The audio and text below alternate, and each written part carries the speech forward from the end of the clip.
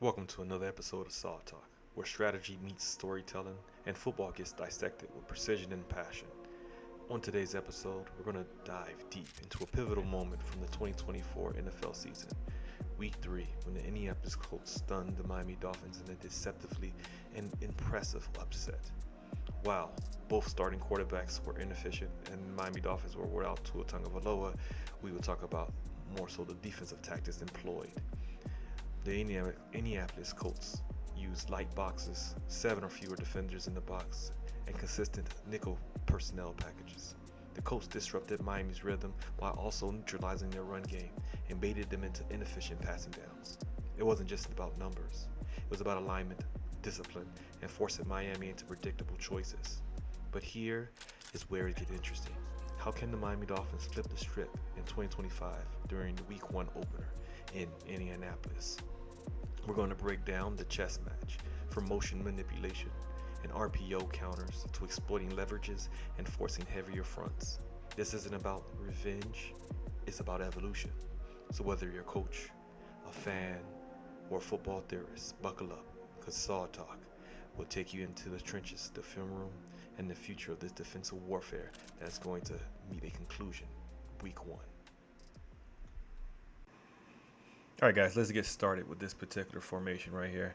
We have Miami basically coming out with 3 wide receivers set, 1 tight end, Jonnu Smith, and you have the Indianapolis Colts coming out in their nickel. Obviously, every single play we have here is going to be nickel because I trimmed it down to only nickel. All right.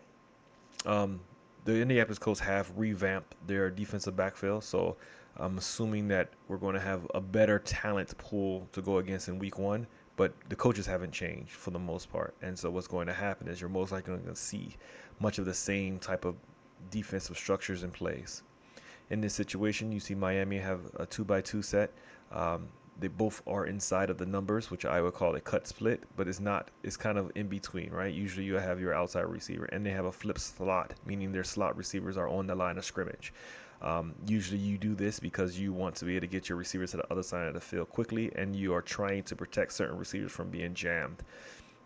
And it also allows those flip slots to get up the field a little bit faster because they obviously have about a yard or two head start.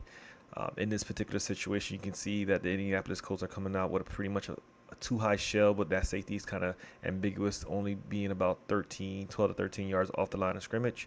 Kind of basically having your hang safety.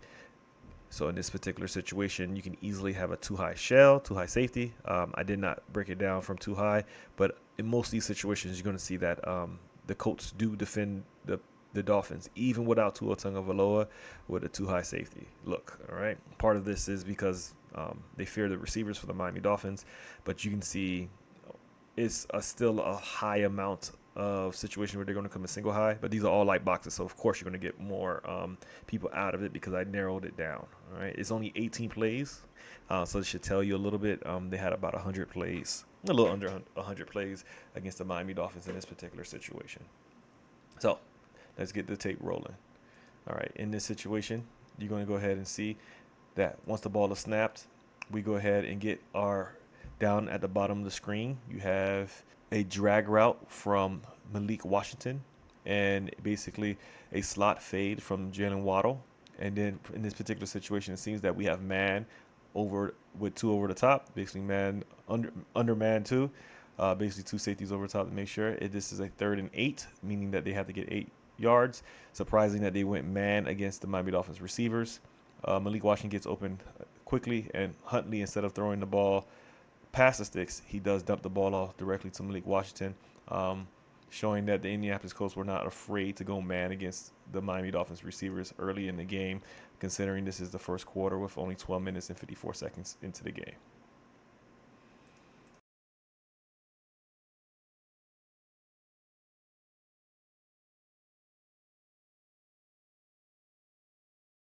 All right, so here we go. We're getting a red zone look here. Again, Miami is coming out in their 11 personnel look, 1 tight end, 1 running back. But in this particular situation, we have our tight end attached to the line of scrimmage. Again, everything is going to be countered with a nickel look. they does show a single high safety, but what they're going to do is they're going to rotate to an invert cover two. Well, not even invert cover two. They're just going to rotate to a cover two because they have the safety down in the box, and then he's going to drop to cover two. I personally don't like cover two in the red zone. I'm not a huge fan of it at all because of the weaknesses of the seam. But they are in the low red zone on a 10-yard line, so I can see how they can take away any short routes. And at this point in the game, which is at the end of the middle of the first quarter, and as anybody who watched this game already knows, Tyler Huntley and the Miami Dolphins offense were not pushing the ball deep, right, or attacking anything deep. And in this play is nothing different. They just attack them shortly in a different kind of way. So as the play runs, we motion our running back out. It expands our corner, which gives us a little bit of space to actually drop a screen right behind it, especially with the safety pulling out of the area that he vacated. So moving the that single, well, not single receiver side, the receiver, which is probably going to be the X on this side, to get up the field and push that safety who was in cover two back into his post coverage. And then the corner is moving out because of the motion by the running back, vacates the space, which is good play design, especially if they plan for them to be in that. If it was cover three, probably would have been harder to get away from it because that safety would have still been in that block playing hook curl, but it does not stop them. They get a semi-screen with two linemen in front. Jonnu breaks a tackle from one defensive lineman that reads it and allows two big men to get on little men, and he breaks another tackle by, I want to say, a corner and gets into the end zone. It's a very good play design considering they went cover two in the red zone. I never will go cover two in the red zone. I probably would have. I like three, or if I'm going cover two, I'm going cover two match. So it can turn into man, and we're going to just follow them across the line of scrimmage. So we start off short zone and then stay in man. Now, when you're a match, sometimes you might be playing a little bit behind, and that can create issues with an accurate passer. But again, Tyler Huntley is not Tua Tagovailoa, so that's how I would have defended against the Miami Dolphins in that particular situation. All right, so we're moving on to the next play here. We are going to go ahead and see Miami actually come out in a 12 personnel, one running back, one tight end, and they are in a second and 11, beginning of the second quarter. And in this particular situation, you're probably going to anticipate you're probably getting some sort of run game.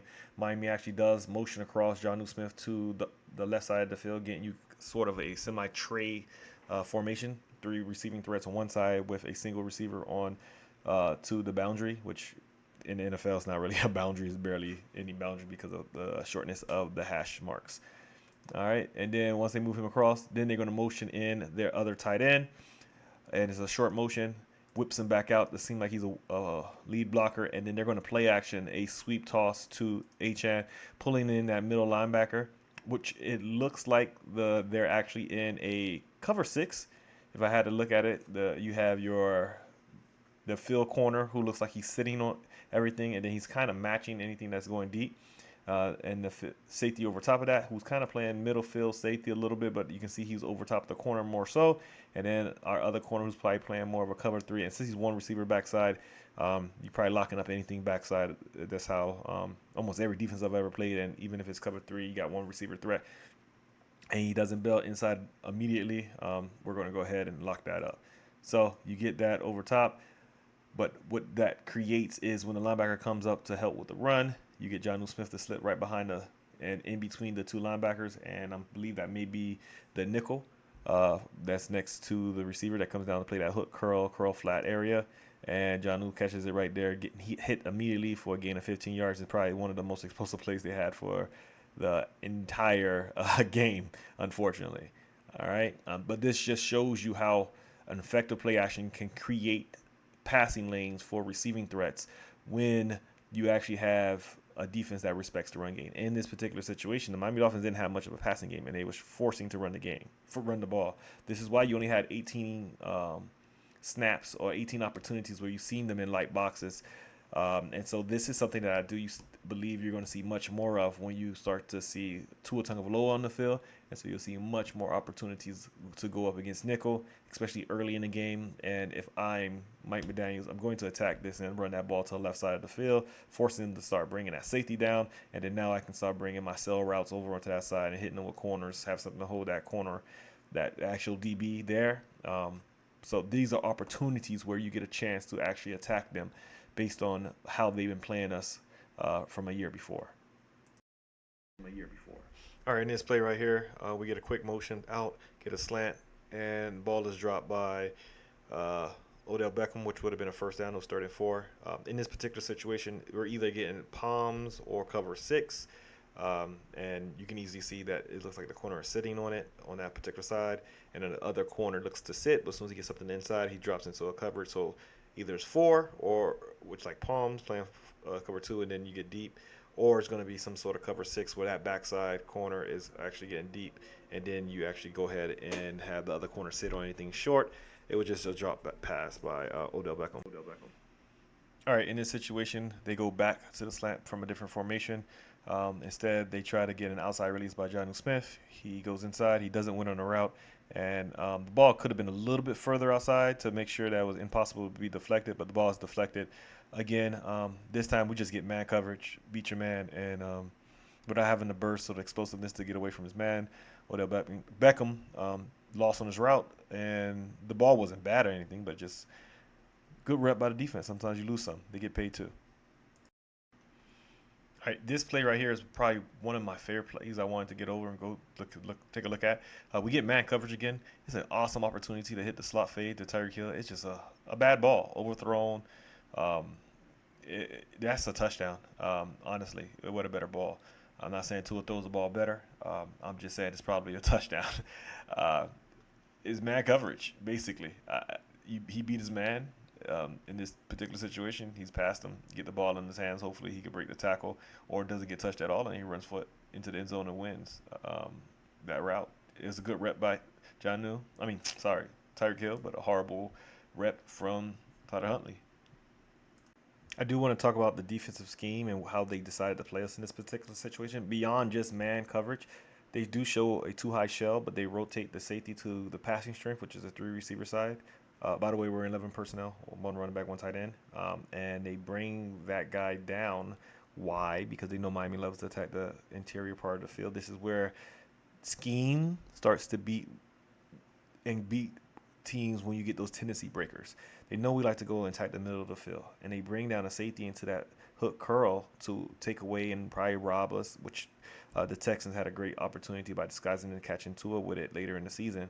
But in this particular situation, having a slot fade that gets over top of the corner and no safety help, it essentially becomes one-on-one.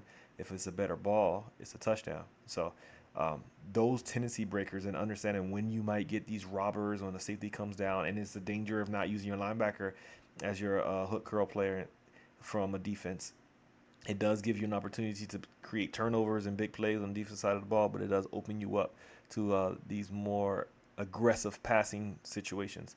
And again, I do believe the tool was in this particular game, or if it was just a better ball from Tyler Huntley, this particular play right here wins the game. Honestly, there are other opportunities later in the game to win, but this is the type of thing that changes how the opposite offense has to play. They're down. They have to now try to push the ball down the field, and you get a burst of energy from these big explosive plays, and it gives you confidence from the coaching staff to call more of these plays. Now, if I'm a coach and you can't throw that, why would I? I might call it again, but again, like the slant, I called it twice. It's one's a drop, one's a fail route. You don't win on the inside. I'm probably not calling that anymore. I'm trying to find another way to beat the defense because I don't have enough downs in a game to just take L's, right? And so I think Tyler Huntley is part of the reason why we lost this game. If we had a better backup quarterback, you see our receivers are still winning on some of these routes and giving you opportunities to be successful. All right, so in this particular situation, we're going to have trips to the bottom of our screen with a flip slot again, also with a nasty split or cut split. I prefer cut split. And then two receivers on the other side and also another cut split. Basically, a cut split means you have a receiver close to the end man of the line of scrimmage, allowing you to run multiple things, usually some sort of outbreaker route or something underneath. They are showing blitz in both gaps, zero blitz and a man across the board. Um, Obviously, if I'm the Miami Dolphins, I'm having some sort of built-in hot to beat this. And as we go ahead and go through this particular play, you'll see that they come out of it and they basically go into a cover two. And once inside the cover two, um, which I'm extraordinarily disappointed because they do have, I guess, a hitch, but the hitch is basically taken away from that hook curl player or curl flat, depending on how they're playing it. Because I say hook curl because that corner is really the curl flat player, and he's dropping underneath it. And so this creates a very difficult situation for a quarterback to progress through and read through and get to the right read. And exactly what happens is Tyler Huntley tries to create outside of the box and use his feet. In this particular situation, if there was something to attack, uh, you would have to go backside to that, well, not backside, front side to that three receiver side and attack the seam, and you have to hit it now and hit it early. Probably start left, recognize you're in cover two, then come back across and see where the middle linebacker is dropping and put the right past his ear hole. That's extremely difficult for a quarterback to read and decipher. Me sitting down with the opportunity to rewind and go back and film, that's something that I've seen Tua do multiple times. But this is a high level processing play that a practice squad, even a backup quarter, and some starters are not able to do.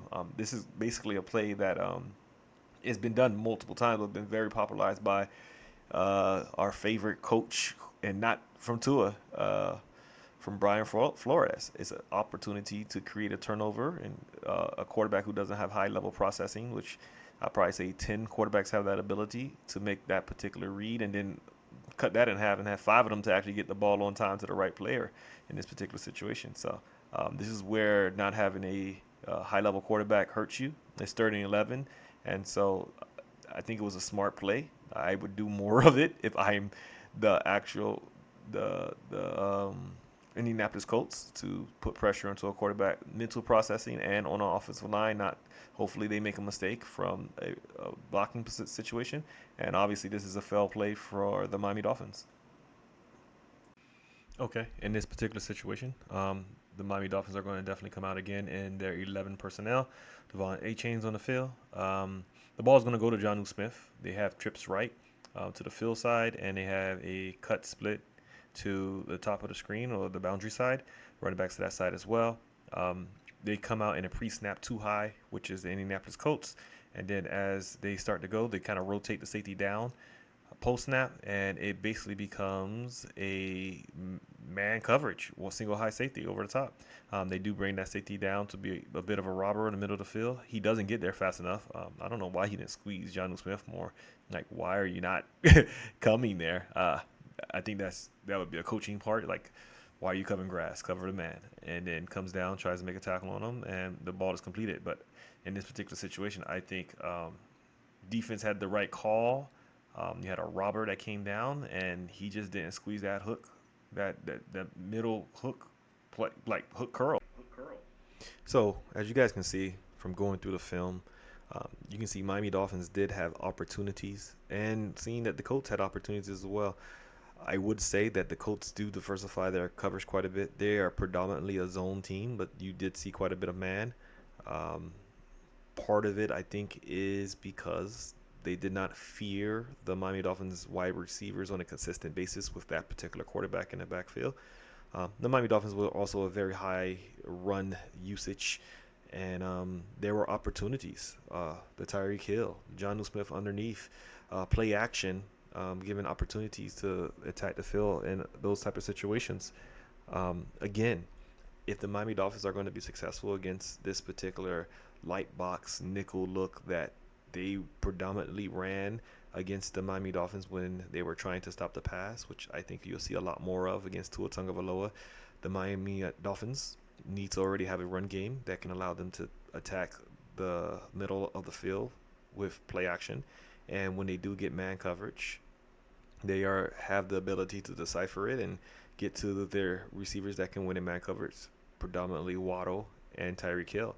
I do not believe, even with the upgrades in their secondary in the Indianapolis Colts, they can play man consistently against the Miami Dolphins and be successful. I think any tight end in this particular scheme will be successful. The tight end is not asked to beat man coverage or win in particular situations that requires high-level athleticism. It just requires them to find weaknesses in zone coverages and underneath routes to sit underneath where the coverage is taking the coverage off of those underneath routes. This is why you see A-Chain has so many receptions. If you're looking at fantasy, A-Chain will probably continue to get some of those because how defenses are terrified of Tyreek Hill and Waddle. But again, I don't think this is going to be a game that the Miami Dolphins just blow the Indianapolis Colts out of the water. It will be a close game. I think it is about finding the spots and attacking the situations that show themselves, because the Colts are going to try to defend the back of their defense. You're going to see a lot of too high safeties. You're going to see a lot of palms and cover two looks. You're going to see them show certain things and then rotate to other things, like they did quite a bit in this particular film study. Again, it is up to the Miami Dolphins coaching staff and the ability to read the film that I'm reading right now and say, hey, when they come out in this particular situation and down and distance, which I haven't gone into that much depth, find the down and distance. This is the tendency that we get, and this is how we attack them. I believe attacking the linebackers is probably one of the best things they can do, forcing them to bring safeties up and also having them stay in these light personnel and then running them out of it to go a little heavier, and then being able to pass out of their heavier sets as well. This is how the Miami Dolphins can keep the Indianapolis Colts off kilter and not be able to get a beat on the offense. And obviously, if they can put a few points on the board, my goal is to have 17 points by the middle of the third quarter and keep them under 10. They have them 9-17. I believe the Dolphins have already won that game because of the Dolphins' defensive side of the ball and their ability to generate pressure. The Dolphins just have to get up by more than a touchdown, and I believe this game will be over before it even really gets started. But I don't think it's going to be that easy. I think the Colts defense and coaching staff is pretty good and puts them in situations to be successful from just watching this film study. Again, you've been a part of S.O.D Talk. Join the S.O.D squad. Like, comment, subscribe, and again, I'll see you next time.